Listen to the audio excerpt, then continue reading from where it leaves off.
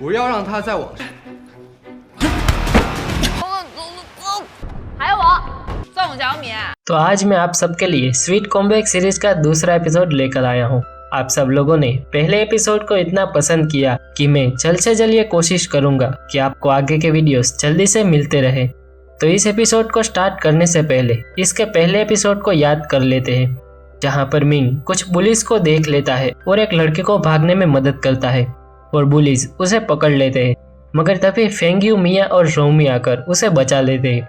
फिर मिंग भी अब उसी कॉलेज में रहने का डिसाइड करता है और इस एपिसोड के शुरू में हमें एक लड़के को दिखाया जाता है जिसका नाम ब्रूने होता है और उसे भी जेंगसी कॉलेज से एडमिशन लेटर आया होता है। इसी वजह से वो काफी खुश होता है, साथ ही वो अपनी माँ के साथ रहता है और वो भी काफी खुश होती है, मगर वो थोड़ी सी परेशान भी होती है क्योंकि अगर ब्रूने कॉलेज चला जाएगा तो उसकी मदद रेस्टोरेंट चलाने में कौन करेगा।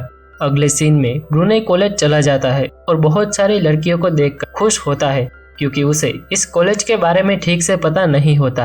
और अब ब्रूने को देखकर सारी लड़कियां खुश हो जाती है और कहती है कि लो, एक और लड़का आ गया। आखिर लड़कियां खुश क्यों नहीं होती, क्योंकि ब्रूने भी मिंग की तरह ही हैंडसम होता है। वो अब उसी से झूम उठता है और तभी उसके पास से फेंग्यू जाती है और ब्रूने को लगता है कि बाकी लड़कियों की तरह वो भी उसे हैंडसम समझकर दोस्ती कर लेगी। अब वो फेंग्यू के कंधे पर हाथ रखता है, मगर फेंग्यू उसे आसानी से नीचे गिरा देती है और वहां से चली जाती है। ब्रूने नीचे गिरने के बाद भी फेंग्यू को देखता रहता है और मनी मन खुश हो रहा होता है। वहां से हमें फेंग्यू के भाई को दिखाया जाता है जिसका नाम फेंग जोयू होता है, जो फेंग कॉरपोरेशन का सीईओ है। दरअसल ये सिर्फ दिखने में छोटा है, मगर ये अकल से काफी बड़ा है और इसने अपनी सूझबूझ की वजह से कम उम्र में ही सीईओ के पोस्ट हासिल कर ली होती है और वो काफी अच्छे से इस कंपनी के फैसले लेता है। अब वो काफी गुस्सा होता है क्योंकि उसका खाना अभी तक आया नहीं था। दरअसल इसने KFC से खाना ऑर्डर किया है जिसे मिंग को डिलीवर करना है, मगर मिंग उन बुलिस की वजह से लेट हो जाता है और खाना डिलीवर नहीं कर पाता। अब फेंग जोयू भी मनी मन उस डिलीवरी बॉय को काफी डांट रहा होता है। तभी वहाँ पर मिंग आता है और कहता है कि सर, मैं आपका खाना टाइम पर नहीं ले पाया, प्लीज मुझे माफ कर दीजिए। दरअसल मेरा एक्सीडेंट हो गया था और सारा खाना खराब हो गया था। और ये सुनकर फेंग जोयू को कोई फर्क नहीं पड़ता और कहता है कि अच्छा, तो मैं क्या करूँ, तुम्हारी कंप्लेन तो मैं जरूर करूंगा, तुम्हारी नीयत ही खराब है, वरना तुम मुझे बहाने नहीं देते। तभी वहाँ पर फेंग्यू आती है जो कंपनी में बराबर की पार्टनर होती है। वो कहती है कि तुम इसे जाने दो, ये मेरी कॉलेज में पढ़ता है। तो फेंग जोयू कहता है कि तुम्हारी कॉलेज का है तो मैं क्या करूँ, कंप्लेन तो मैं जरूर करूंगा। मिंग फिर से कहता है कि सर प्लीज मुझे माफ कर दीजिए, मैं दोबारा खाना लेकर आने की कोशिश करता हूँ, और वो वहाँ से चला जाता है। फिर फेंग्यू एक कब्र पर आती है और वहाँ पर फूल रखती है। वो कब्र उसके मामा जी की होती है। फिर पास्ट को दिखाया जाता है जहाँ पर फेंग्यू गिफ्ट लेकर अपने क्रश के पास गई थी, मगर वो कहता है कि अब तक तो तुम एक लड़का थी और अब एक लड़की बन गई हो, ऐसा तो सिर्फ पागल और मॉन्स्टर से कर सकते हैं। फिर जब वो बहुत रो रही होती है तभी उसके पास उसके मामा जी आते हैं और एक गुड़िया देते हैं और पूछते हैं कि तुम रो क्यों रही हो। तभी फेंग्यू कहती है कि मुझे सब बच्चे ने मॉन्स्टर कहते हैं और मेरा मजाक उड़ाते हैं, मगर इसमें गलती मेरे पेरेंट्स की है क्योंकि उन्होंने ही मुझे लड़की होने के बावजूद लड़का बनाकर रखा था। मगर तभी उसके मामा जी कहते हैं कि तुम कोई मॉन्स्टर नहीं हो, तुम तो मेरी प्यारी गुड़िया हो, मॉन्स्टर के तो सींग होते हैं, तुम्हारे थोड़ी है। ये सुनकर फेंग्यू काफी खुश होती है और हंसने लगती है। फिर वो मामा जी के दी गई गुड़िया से खेल रही होती है। तभी उसके पास दादाजी आते हैं और वो गुड़िया छीन लेते हैं और कहते हैं कि इतने बड़े होने के बाद भी गुड़िया से खेल रही हो। फेंग्यू इसी बात के लिए रो रही होती है कि वो अपने मामा जी की एक गुड़िया तक अपने साथ में नहीं रख पाई। वो थोड़ी देर प्रे करने के बाद वहाँ से चली जाती है और तभी वहाँ पर मिंग आता है जो फेंग्यू को जाते हुए देख लेता है। मिंग अपने पिता के लिए फूल रखने आया था, मगर वहाँ पर पहले से ही फूल होते, जो देखकर वो थोड़ा चौंक जाता है, मगर वो अपने फूल रखता है और प्रे करके वहाँ से चला जाता है।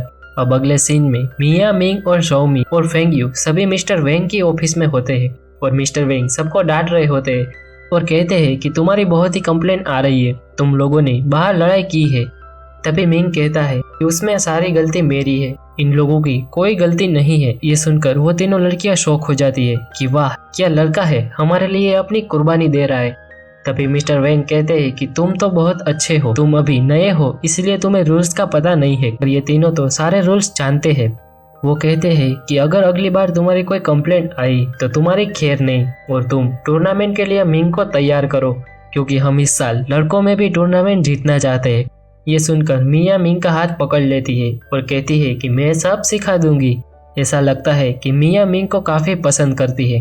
अब मिंग एक बहाना करके वहां से चला जाता है। फिर हम सुनहाव नाम के एक और लड़के को देखते हैं जो दूसरी कॉलेज का बेस्ट बॉक्सिंग खिलाड़ी है। उसने एक बार अपने ओपोनेंट को सिर्फ 3 सेकंड में ही नॉक कर दिया होता है। तभी पहले एपिसोड में फेंग्यू से के सामने हारी हुई लड़की आती है और कहती है कि मैं फेंग्यू को टूर्नामेंट में चैलेंज करना चाहती हूँ और उसे हराना चाहती हूँ। ये सुनकर सुनहाव कहता है कि तो चलो तुम्हारे कॉलेज में उसे चैलेंज करते हैं।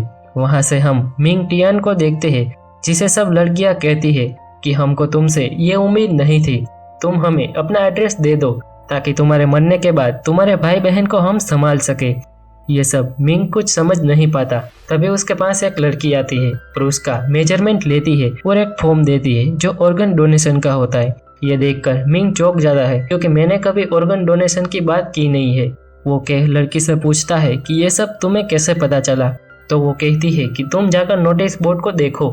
मिंग देखने जाता है और टूर्नामेंट में फेंग्यू के ओपोनेंट में खुद का नाम देखता है और एक लड़की कहती है कि तुम ये जरूर कर लोगे।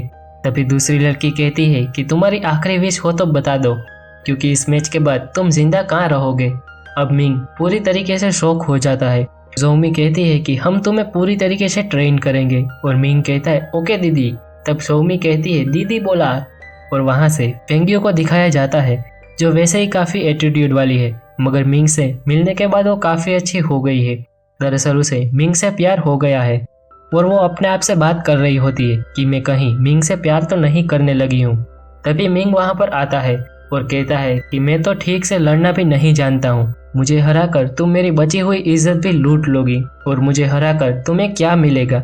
तब फेंग्यू कहती है कि मुझसे लड़ने के बाद तुम काफी फेमस हो जाओगे और तुम्हें जो ट्रेनिंग मिलेगी उससे तुम कोई भी चैंपियन को हरा सकते हो। ये तो कॉलेज का एक ट्रेडिशन है। मिंग कहता है कि मैं बॉक्सिंग कभी नहीं करूंगा। फेंग्यू कहती है तुम्हारी मर्जी, या तो मुझसे लड़ो या कॉलेज छोड़कर चले जाओ। अब मिंग कहता है कि इस बार तो मैं ये कॉलेज छोड़कर चला ही जाऊंगा। अब सोमी फेंग्यू को डांट रही होती है क्योंकि उसकी वजह से अब मिंग कॉलेज छोड़कर चला जाएगा और फिर फेंग्यू सारी बात बताती है। तब तक वो KFC तक पहुंच जाते हैं जहां पर मिंग काम करता है। सोमी अंदर जाना चाहती है और फेंग्यू कहती है कि वो माफी नहीं मांगेगी। सोमी कहती है हमें सिर्फ खाना खाने जाना है। वो अंदर जाकर मिंग के बारे में पूछती है। तब एक लड़का बताता है कि पिछली डिलीवरी में उससे गड़बड़ी हो गई थी और वो इस जॉब को छोड़कर चला गया है। वो दोनों ये सुनकर एक दूसरे की ओर देखने लगते हैं। अब ब्रुने कॉलेज में आता है और उसे लगता है कि सब लड़कियां उसे देख रही है और वो भी अपने आप को हैंडसम समझने लगता है, मगर जब वो पीछे देखता है तो कोई और आ रहा था और वो लड़कियां उसे देख रही थी। वो और कोई नहीं बल्कि सुनहाव और वही लड़की होती है। वो दोनों स्टेडियम में आते हैं और वो लड़की कॉलेज की बॉक्सिंग रिंग के बीच में आकर कहती है कि फेंग्यू को बुलाओ, मुझे उसे चैलेंज करना है। तभी ये देखकर ब्रुने मिया से पूछता है कि ये क्या हो रहा है। तब मिया बताती है कि ये एक ओपन रिंग है, यहाँ पर कोई भी किसी को भी फाइट करने के लिए चैलेंज कर सकता है। तो ब्रुने कहता है कि क्या मैं भी कर सकता हूँ। तब मिया कहती है कि हाँ हाँ क्यों नहीं, मगर तुम मैच के बाद अपने पैरों पर यहाँ से नहीं जा पाओगे। ये सुनकर ब्रुने कहता है मैं तो मजाक कर रहा था, मुझे तो लड़ाई झगड़ा बिल्कुल पसंद नहीं है। तभी शोमी आती है और कहती है कि फेंग्यू तुम्हारी गुलाम नहीं है और सिर्फ मिंग टियान के साथ ही लड़ेगी और उसे हम ट्रेन करने वाले हैं। तब वो लड़की कहती है कि जूनियर्स को ज्यादा उड़ना नहीं चाहिए। तब मिया भी शोमी का साथ देती है और कहती है कि सीनियर्स का भी यही फैसला है। अब वो लड़की भी चुप हो जाती है और सुनहाव हंसने लगता है। फेंग्यू एक शॉप में आती है और एक साइकिल खरीदना चाहती है क्योंकि उन बुलिस की फाइट में मिंग की साइकिल टूट गई होती है, इसीलिए वो शॉप की महंगी से महंगी साइकिल लेती है। तभी उसके फोन पर मिस्टर वेंग का मैसेज आता है कि तुमने अभी तक मिंग को ट्रेन नहीं किया और तुमने अपने ओपोनेंट में उसे क्यों चुना। ये सुन फेंग्यू उसे इग्नोर करती है और अपना फोन बंद कर देती है क्योंकि मिस्टर वेंग उसे बार बार कॉल कर रहे थे। अब मिंग फिर से मिस्टर वेंग के पास आता है और कहता है कि आपने मेरा नाम टूर्नामेंट में पूछे बिना डाल दिया है, अब मैं इस कॉलेज से ट्रांसफर लेना चाहता हूँ। तब मिस्टर वेंग कहते हैं कि ना ना, टूर्नामेंट तो कॉलेज का ट्रेडिशन है, अगर तुम शर्म से बचना चाहते हो तो मैं तुम्हारे लिए स्पेशल मास्क बना सकता हूँ, मगर तुम कॉलेज छोड़ने का नाम मत लो। मिंग अब परेशान हो जाता है और सोचने लगता है और इसी के साथ ये एपिसोड यहीं पर खत्म हो जाता है। तो अभी तक अगर आपने हमारे चैनल को सब्सक्राइब नहीं किया है तो फटाफट कर लो और साथ ही बेल नोटिफिकेशन को ऑन कर लो, क्योंकि इसके और भी पार्ट आगे आने वाले हैं जो काफी मजेदार